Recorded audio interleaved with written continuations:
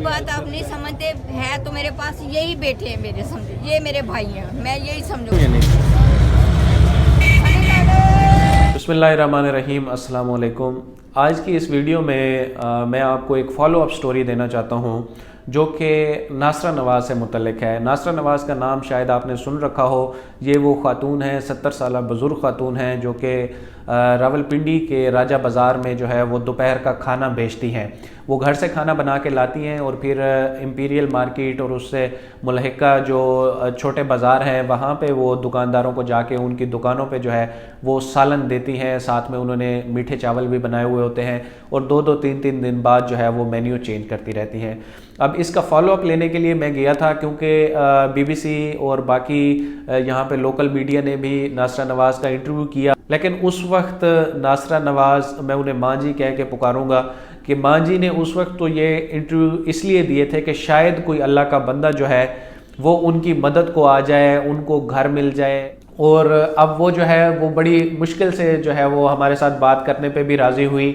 वो नहीं चाह रही थी कि जो है हम उनसे ज़्यादा इस हवाले से खोज करें, बात करें, लेकिन मैं चाहता हूँ कि मैं उनके वो एक्सप्रेशंस, वो उनकी बातें वो आप भी सुने, आप भी देखें, आपको अंदाज़ा हो जाएगा कि वो इस वक्त किस तकलीफ़ में है। मैंने सबके आगे हाथ जोड़े हैं, मिन्नतें की हैं कि बराए मेहरबानी अगर आप बाहर लोगों को भी देते हैं 1000 रुपया, सब लोग, मैं यही कहती हूँ जो आप इतनी मदद करा लें, मुझे 2 मरले का घर ले दें जल्द से जल्द, क्योंकि मेरी जान छुटनी चाहिए। मैं अपनी इज्जत अपनी बनवानी। जी बिल्कुल किराए पे, सब जानते हैं, कासमाबाद। आपके बच्चे भी आपके साथ रहते हैं? नहीं जी, एक बेटा है मेरा बस, छोटा, शादीशुदा है। बीच की बात आप नहीं समझते है तो मेरे पास यही बेटे हैं मेरे, समझो ये मेरे भाई हैं, मैं यही समझो, मैं कुछ नहीं कह सकती हूँ।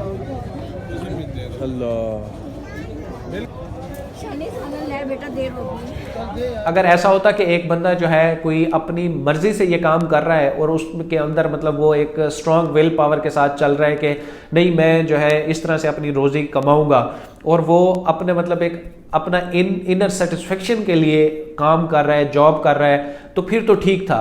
लेकिन वो खातून जो है वो मजबूरी की हालत में जो है वो घर से निकली हैं, वो खाना बनाती हैं। सुबह वो कहती है कि मैं नमाज के टाइम उठती हूँ तभी मैं खाना तैयार करना शुरू कर देती हूँ, फिर 10-12 बजे तक जो है खाना बनाकर पैकिंग का अमल फिर वो करती हैं, फिर उसके बाद जो है वो मार्केट में खाना लेके आती हैं। अब जिस तरह से वो उन्होंने एक वज़नी टिफ़िन उठाया हुआ होता है, उनके साथ और कोई नहीं होता, कोई उनका हेल्पर नहीं होता, कोई कुछ नहीं होता, वो सारा ये काम जो है वो खुद ही कर रही होती हैं।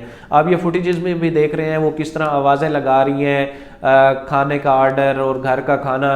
तो जब मैं उनके पास ये इंटरव्यू के लिए गया और मैंने उनसे बात की तो खुदा जानता है कि उस वक्त मेरी भी आंखों में आंसू थे। और ये इंटरव्यू जो है, उनकी जो वीडियो है, इसको एडिट करने में मुझे काफ़ी टाइम लगा है, क्योंकि वो जिस अंदाज में बात कर रही थी, जो उनकी आवाज़ में एक दर्द था, और वो बार बार कह रही थी कि नहीं मेरा कोई नहीं है, बस ये जो मार्केट वाले हैं यही मेरे बेटे हैं, यही मेरे भाई हैं। और उन्होंने मार्केट कमेटी से भी जो है वो रिक्वेस्ट की है कि आप वैसे तो इतने लोगों को ज़कात के पैसे देते हैं, तो ये सारे जो है दुकानों वाले ये अगर 1-1 हज़ार रुपया उन्हें दे दें तो शायद उनके लिए जो है उनके घर का जो उनका ख्वाब है, जो उनकी एक अपनी छत का ख्वाब है, वो शायद पूरा हो सके।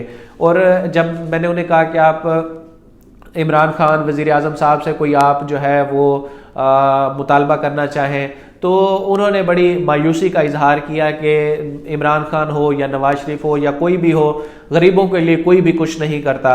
और वो फिर उन्होंने अपने पिछले इंटरव्यूज़ का हवाला दिया और बताया उन इंटरव्यूज़ में वो काफ़ी पुरुम्मीद थी कि कोई जो है वो उनकी मदद करेगा, लेकिन उन इंटरव्यू के बाद जो है उन्हें एक तकलीफ़ दे मरहले से गुजरना पड़ा है।